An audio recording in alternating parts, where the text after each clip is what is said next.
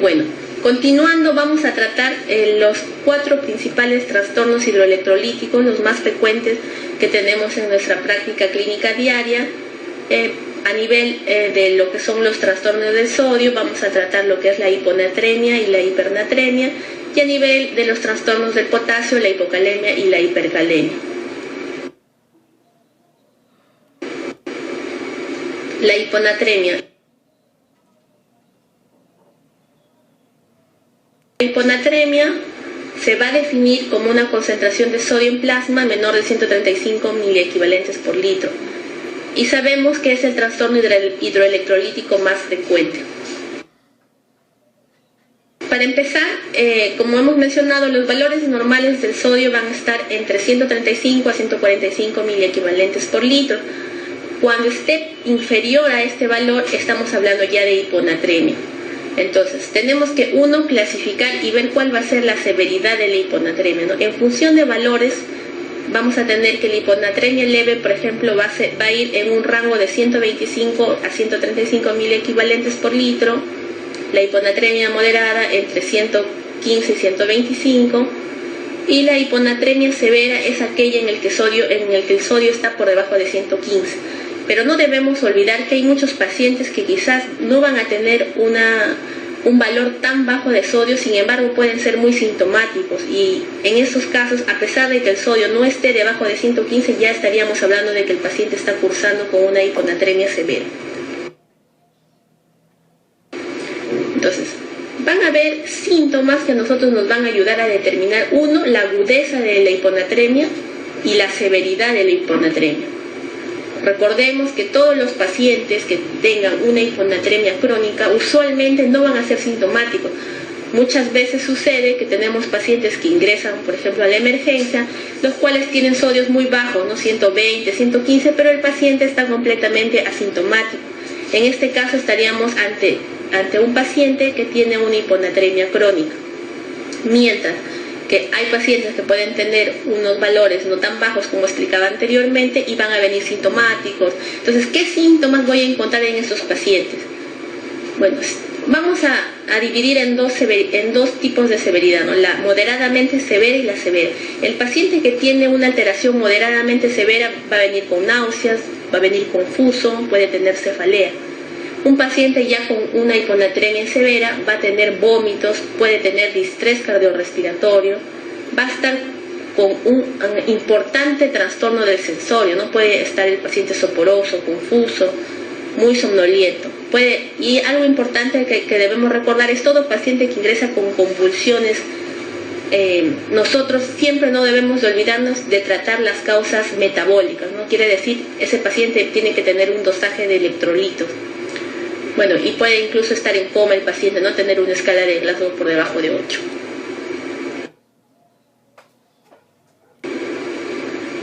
Entonces, una vez que ya sabemos si los síntomas son moderados o severos, tenemos que determinar en base a qué estamos trabajando con este paciente, porque van a haber, las hiponatremias las vamos a dividir en 3 grupos.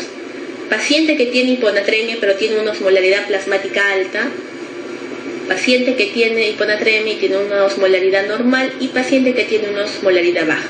De todas estas se dice que el paciente que tiene una osmolaridad baja es el que tiene realmente una real hiponatremia, ¿no? Mientras que los pacientes, por ejemplo, que tienen una osmolaridad alta, lo que hacen van a acumular solutos osmóticamente activos a nivel de líquido extracelular, llámese glucosa o manitol. Esto es algo que vemos muy frecuentemente, por ejemplo, en los pacientes que cursan con un estado hiperosmolar hiperglicémico, en el cual el paciente llega con valores de glucosa por encima de 600, y usualmente en estos pacientes vamos a encontrar que cursan con una hiponatremia, pero realmente no estamos hablando de una hiponatremia real, sino de una pseudohiponatremia por el acúmulo de glucosa a nivel de líquido extracelular. Debemos recordar que todo paciente de este tipo, por ejemplo, se debe corregir el sodio. ¿Qué quiere decir? Que por cada 100 miligramos de glicemia por encima de 100, el sodio está disminuido 1.6. Así que debemos de hacer la corrección para ver cuál es el valor real de sodio que tiene. pacientes vamos a encontrar que cursan con una hiponatremia, pero realmente no estamos hablando de una hiponatremia real, sino de una pseudohiponatremia por el acúmulo de glucosa a nivel de líquido extracelular. Y debemos recordar que todo paciente de este tipo, por ejemplo, se debe corregir el sodio. ¿Qué quiere decir? Que por cada 100 miligramos de glicemia por encima de 100, el sodio está disminuido 1.6, así que debemos de hacer la corrección para ver cuál es el valor real de sodio que tiene nuestro paciente. Igual para el caso del manitol, ¿no? Bueno, en los pacientes que tienen una osmolaridad normal, igual tenemos que descartar que no haya acúmulo de algunos cationes distintos al sodio, ¿no? Intoxicación por litio, la hiperpotasemia, la hipermagnesemia, la hipercalcemia. Y la pseudohiponatremia, que también puede presentarse en pacientes que cursan con hiperlipemia o hiperproteinemia, ¿no? Por ejemplo, en el caso de pacientes con mieloma múltiple, podemos tener hiponatremia, pero con una osmolaridad normal. Y los pacientes que cursan con hiponatremia con una osmolaridad baja, en este caso sí estaríamos hablando de pacientes que tienen un exceso de agua y un déficit de sodio.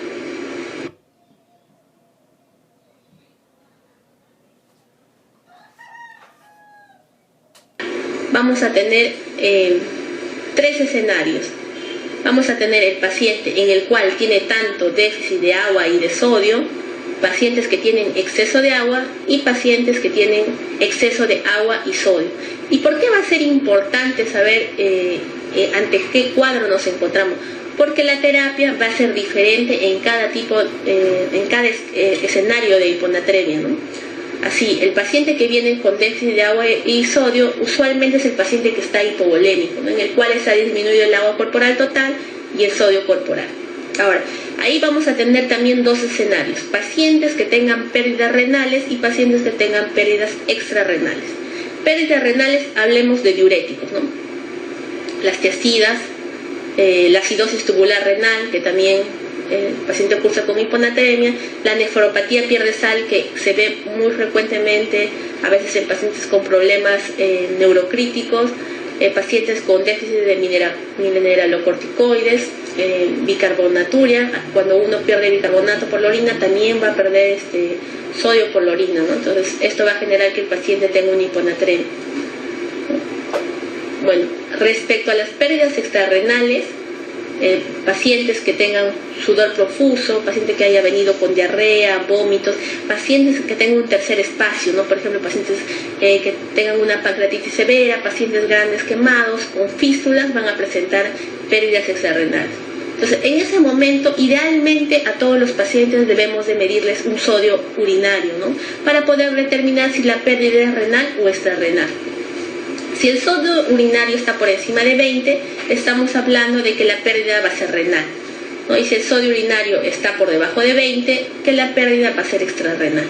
Pues el tratamiento en este escenario es administrarle suero salino isotónico. Entonces no debemos olvidar que todo paciente que venga con depresión de volumen, deshidratado, el primer manejo que vamos a ofrecerle al paciente es administrarle suero salino isotónico. Y luego de eso ya se valora si el paciente va a requerir, como hemos mencionado previamente, si es una hiponatremia severa, manejo de algún tipo de solución hipertónica, que posteriormente también vamos a hablar acerca de este punto. Ahora, tenemos el segundo escenario que comentábamos, que es el paciente con hiponatremia, pero que tiene solamente exceso de agua.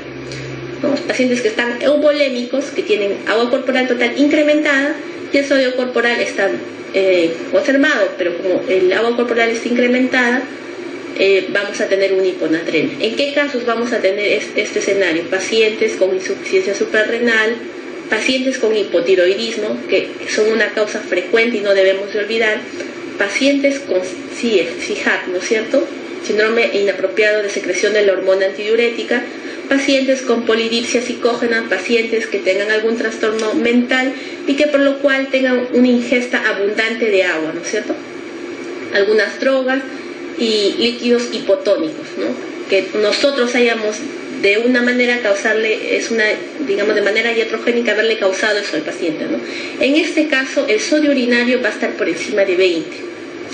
Y para el manejo de estos pacientes lo que se hace una restricción hídrica, porque el problema no es el sodio, sino es que está incrementada el agua corporal total. Bueno, y el tercer escenario que tenemos es aquel paciente que va a tener exceso de agua y exceso de sodio. El paciente también va a estar volémico y va a haber un incremento del agua corporal total y también va a haber un incremento del sodio corporal. Entonces, vamos a tener ahí varias causas.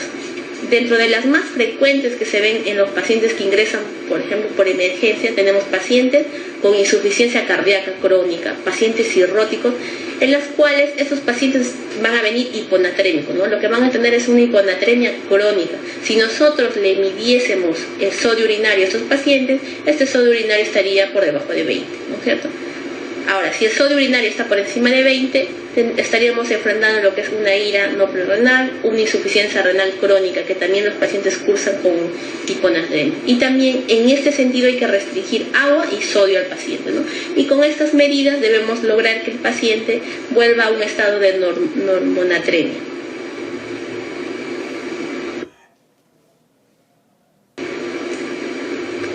Es importante también no olvidarnos que van a haber drogas que causan hiponatremia aguda y muchas de las cuales incluso van a ser es el tratamiento que le ofrecemos al paciente, que el paciente va a terminar con una hiponatremia, ¿no? Por ejemplo, los pacientes en fase postquirúrgica, pacientes que se ven muy frecuentes, pacientes post resección de una prostatectomía, por ejemplo, en los cuales les hacen una irrigación vesical. Como la irrigación vesical muchas veces se la hacen con agua destilada, el paciente va a tener una hiponatremia por esta causa, ¿cierto? Pacientes con polidipsia, pacientes que están con un gran ejercicio, pacientes que toman tiazidas, que debe ser muy importante dentro de la anamnesis que ustedes hacen cuando le pregunten al paciente si está tomando algún tipo de tiazida, ¿no es cierto? Pacientes en preparación para colonoscopía, también como sabemos el paciente va a tener grandes pérdidas y tenemos que asegurar reponerle las pérdidas para evitar que el paciente curse con estos episodios, ¿no?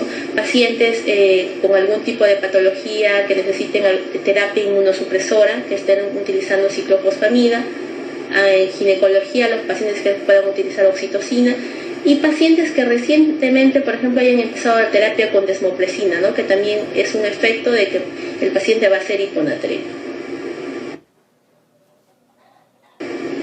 Entonces, la gran pregunta es, lo más importante es de repente poder identificar, como ya hemos mencionado, qué paciente va a necesitar una terapia inmediata porque está en riesgo vital, ¿no? Paciente que hemos visto con síntomas severos, que llega convulsionando, con un trastorno del sensorio severo. En esos pacientes van a ser los pacientes indicados para que yo pueda administrar, por ejemplo, soluciones hipertónicas. La solución hipertónica más usada es la solución salina hipertónica al 3%. Esta solución salina hipertónica al 3% va a tener en 1000 mililitros 513 miliequivalentes de sodio. Como ya sabemos todos, una solución salina al 0.9% trae 154 miliequivalentes por litro. Si esta solución fuera al medio normal, o sea 0.45, 77 miliequivalentes. Entonces, es importante que ustedes puedan poder calcular cualquier tipo de porcentaje de solución salina hipertónica, ¿no? Si bien es cierto, nosotros no tenemos ya estas preparaciones, tenemos que saber cómo prepararlas. Entonces, lo que sí tenemos todos en nuestro medio es la solución salina al 0.9% y el hipersodio o el cloruro de sodio al 20%, ¿no? Que viene en una presentación de 20 mililitros en ampollas, ¿no es cierto? Entonces, esta fórmula nos va a permitir calcular cualquier concentración, la que quieran ustedes, ¿no? Puede ser al 3%, al 5%, al 7%. Entonces, hagamos el ejercicio de cómo conseguimos una solución hipertónica al 3%. Entonces, es la concentración que yo quiero por el volumen en el que yo lo quiero. Quiere decir que una solución al 3% en 1000 mililitros, ¿no? Ahora, lo que me interesa saber es cuánto voy a utilizar del hipersodio y cuánto voy a utilizar del cloruro de sodio al 9 por 1000. Entonces, hago una ecuación en la cual pongo una X que va a equivaler a cuál es el volumen que voy a utilizar de hipersodio y reemplazo en esta fórmula, ¿no? Más, al final nos queda que el volumen que necesito de cloruro de sodio al 20% van a ser 110 mililitros. Si uno hace la división de 110 mililitros